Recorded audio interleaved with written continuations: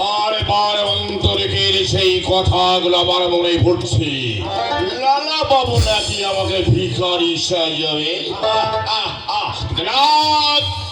আমি লালাকে ভিখারি সাজাবো। হয় ওর মাথা আমি নেব, না হয় ওরকে আমি ভিখারি মাথা নেবেন বাবুজি? লালা বাবু নিশ্চয় নেবেন বাবুজি, নিশ্চয়। আজ 18টা বছর আপনি মামলা করেছেন, আমাদের জমি সে দখল করে অনেক মানুষকে খুন করেছে। ওই বাবুজির মাথা আপনি অবশ্যই বাবুজি। ভান্ডারে ছেড়ে এখানে চলে এলে কেন? এক ভিখারি, কোত্থেকে এক ভিখারি এসে খুবই উৎপাত করছে। তাকে ভিক্ষা দিয়ে তুমি বিদেয় করে দাও। আমার হাতের ভিক্ষা নেবে না বাবু। আমার হাতের ভিক্ষা নেবে না? তুমি কার হাতের ভিক্ষা সে নেবে? বাবুজি ও বলছে ও আপনার হাতের ভিক্ষা নেবে। জানো দাঁড়ি জগৎ ছেড়ে জীবনে কাউকে কোনোদিন ভিক্ষা দেয়নি, আর ভিক্ষাও দেবে না। এত বড় সাহস ভিখারি আমার হাতে ভিক্ষা নেবে? শোনো, ওকে ঠিক মেরে বাড়ি থেকে বের করে দেবি। যাও।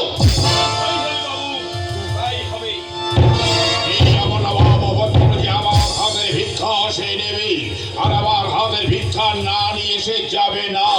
তবে হ্যাঁ, জগৎ ছেড়ে জীবনে কাউকে কোনোদিন ভিক্ষা দেয়নি, আর আজও দেবে না। একমাত্র ভিক্ষা দিতে পারি যদি আমার সামনে আসে লালা। লালাকেই আমি নিজ হাতে ভিক্ষা দেব। এর আগে নয়, এর আগে নয়, এর আগে নয়। এতক্ষণ আমার মনে হয় দাঁড়ি তার বাবুকে বলেছে যে আপনার দুয়ারে একজন ভিক্ষুক এসে দাঁড়িয়ে আছে, আপনার কাছ থেকে ভিক্ষা না নিলে তার ভিক্ষা নেওয়া হবে না, তার সন্ন্যাস নেওয়া হবে না, তার ভগবান শ্রীকৃষ্ণের যুগল চরণ দর্শন করা হবে না। ঈশ্বর, আর পারছি না, বলে দাও কত দুঃখ কষ্ট তুমি আমার কপালে লিখেছ। পারছি না, তবু যে আমাকে ভাবতে হবে, এটাই যে আমার ভাগ্য। আমারই ভাগ্যে লেখা ছিল জমিদারি ছেড়ে, বিশাল সম্পদ ছেড়ে আমি আজ কৃষ্ণ সেবার জন্যে বৃন্দাবনে ঘুরে আমার একমাত্র মেয়ে সুমতি, আমার পালিতা মেয়ে পূজা, আমার স্নেহের ভাই কাজিয়াকে রেখে আমি আজ ভাগ্যের জন্যে শ্রীকৃষ্ণের চরণ যুগল পাবো বলে আমি বৃন্দাবনে ঘুরে বেড়াচ্ছি। আমার ভাগ্য আজ জাদু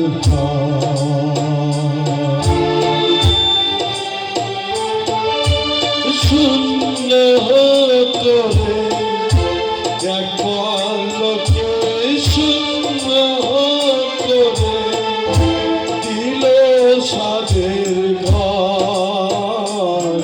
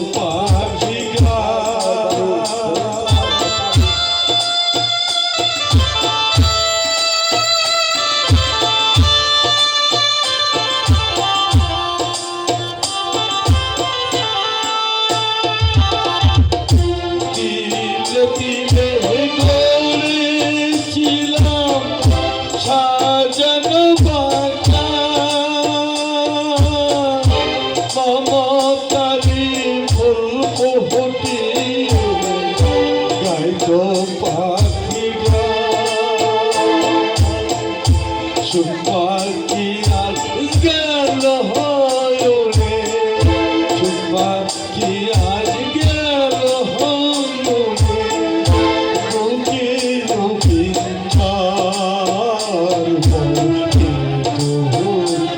তোরা আমার ভাগ্য বড় আজব জাদুকর আমার ভাগ্য বড় আজব জাদুকর